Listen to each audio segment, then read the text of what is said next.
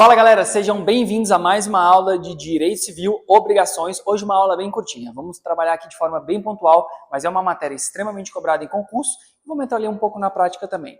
Primeira obrigação, vamos tratar daquelas obrigações chamadas de obrigação de garantia. E o exemplo mais comum, o exemplo de livro, é a ideia da fiança. Então veja bem, a obrigação de garantia é aquela na qual reside no seu objeto o quê?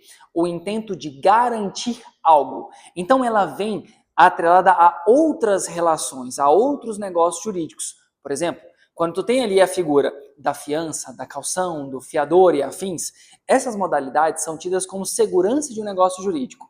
Então, no caso eu tenho um credor, eu tenho um devedor e eu tenho ali algo que vai se comportar como um garantidor daquele negócio. A figura do fiador é justamente essa, na qual a pessoa se torna garantidor que, quando da falta do devedor, haverá ali uma garantia dessa dívida. Quando da falta do pagamento, haverá ali uma garantia. E aí é interessante quando tu pegas a figura do fiador em especial, porque veja, o fiador guarda com o devedor uma relação solidária. Então eu posso ter uma relação aqui obrigacional de prestação, de pecúnia, ao mesmo tempo tens ali uma obrigação de garantia, ou seja, uma particularidade em que uma pessoa, de forma livre e voluntária, garantirá aquela dívida.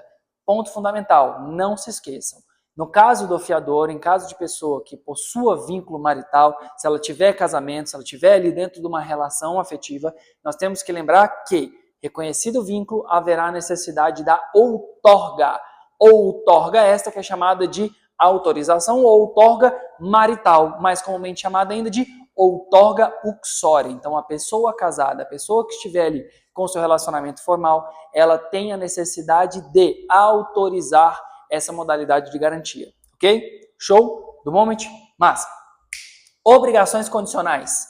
As obrigações condicionais e obrigações a termos são muito cobradas em concurso público. Por quê? Porque na hora tu vai se acabar confundindo se não prestar atenção.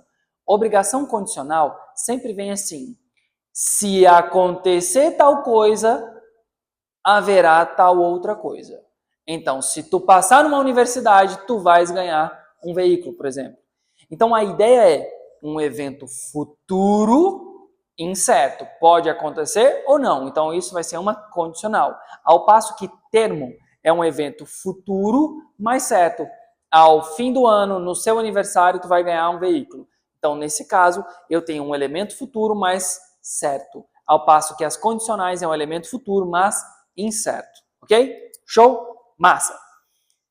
Com relação às obrigações de trato sucessivo, de forma bem rapidinha, trato sucessivo é aquela que tem uma forma periódica, ou seja, vai acontecer numa certa constância. Exemplos comuns de livros, o inquilino. Ele paga aluguel. Então, um aluguel dentro do contrato de locação é o quê? É uma modalidade de pagamento reiterado, repetido, periódica. Então, isso é uma obrigação de trato sucessivo. Seguro. Então, o seguro ele não tem um pagamento, um valor de financiamento. Tudo isso são obrigações de trato sucessivos. Então, nesse caso, lembre-se aqui de um ponto importante. Se eu estiver falando a fins de termo processual de uma obrigação de trato sucessivo, o seu pedido, dentro de uma petição inicial, ele deve ser certo e determinado. Então, tu pede ali uma questão de um cancelamento, a declaração de uma nulidade do contrato. E tu pagou 1, 2, 3, 4, 5 parcelas, 10 mil. E ao longo do processo, tu continua pagando 11, 12, 13, blá, blá, 20. As parcelas vencidas e as parcelas vincendas decorrentes desse trato sucessivo, se ela é continuada, periódica, ela deve estar inclusa no seu processo. Ainda que tu não peças de forma expressa, o artigo 323 do Código de Processo Civil vai dizer que, ainda que a parte não coloque de forma expressa, haverá uma presunção de que as parcelas que venceram ao longo do processo estarão inclusas no seu pedido, ok?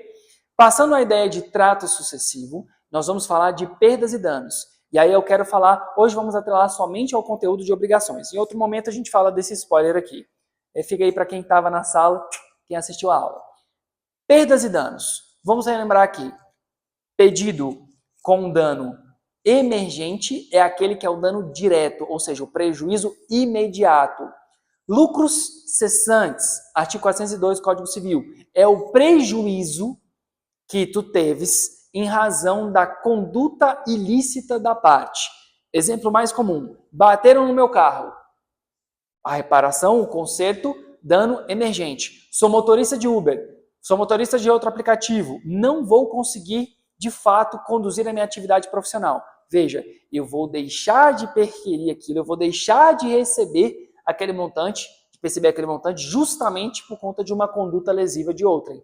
Então, nesse caso, quando um ato de alguém ele é capaz de gerar um dano e que te impede de efetivamente receber valores, de oferir essa renda, esse lucro, nesse caso nós vamos chamar isso de lucros cessantes. Como que calcula isso? Tu vais pegar a média dos últimos meses para determinar qual que seria a média ponderada sobre o valor que tu vai receber, beleza?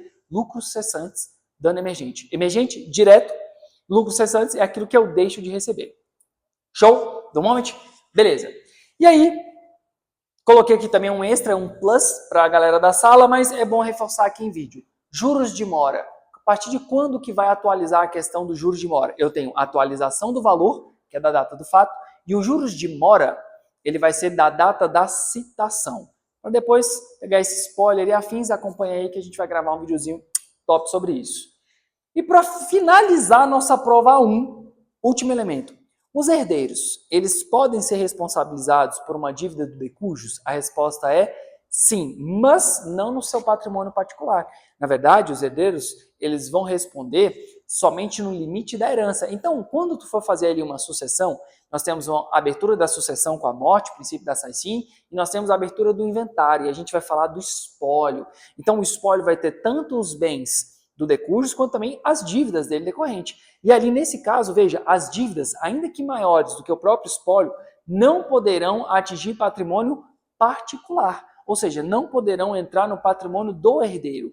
Mas dentro daquele emaranhado de relações de ônus e bônus, ok, é possível descontar, mas nunca transcendendo ao patrimônio dos herdeiros. Beleza?